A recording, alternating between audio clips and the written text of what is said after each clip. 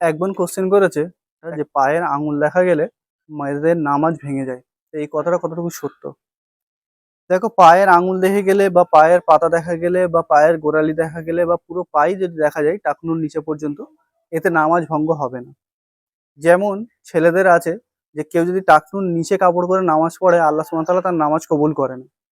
এবারে কেউ মনে করো প্যান্ট পরেছে টাকনুর ওপরে, কিন্তু সেজদা করতে গিয়ে বা রুকু করতে গিয়ে নামাজের কোনো একটা অংশতে দেখা গেল তার কাপড়টা টাকনুর নিচে চলে গেছে, তার মানে কি তার নামাজ কবুল হবে না? না, আসলে এমন ব্যাপার না। ব্যাপারটা হচ্ছে যে তুমি যখন দাঁড়িয়ে আছো সেই অবস্থায় তোমার কাপড়টা যেই অবস্থায় আছে সেই অবস্থার কথা বলা হয়েছে। ঠিক এইভাবেই যদি মহিলারা নামাজ পড়ছে তার কাপড় যদি টাকনুর নিচে আছে, তাহলে এটাই যথেষ্ট। রুকু সেজদা করতে গিয়ে যদি কাপড় একটু ১৯-২০ সরে যায় বা উঁচু নিচু হয়ে যায়, এতে অজুও ভাঙে না, নামাজও ভাঙে না। কোরআন হাদিসের মধ্যে এমন কোনো কথা নেই যে এই আমলটার কারণে নামাজ ভেঙে যায়। আশা করি আমি বোঝাতে পারলাম। আর এর সঙ্গে মেসেজ এটাও দেবো, খাস করে মহিলাদের জন্য, যখনই কোনো ভিডিও বা কোনো উপদেশ বা কোনো কোশ্চেনের আনসার জানছো, নিশ্চয়ই সেই রেফারেন্সটা দেখবে যে সেই রেফারেন্সটা কি।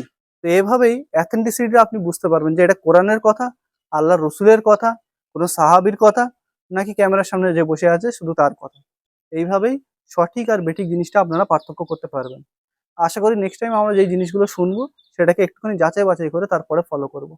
আমাদের দিন খুবই সহজ, কিন্তু যদি আমরা সেটাকে জানি বা শিখি। আশা করি আমি বোঝাতে পারলাম।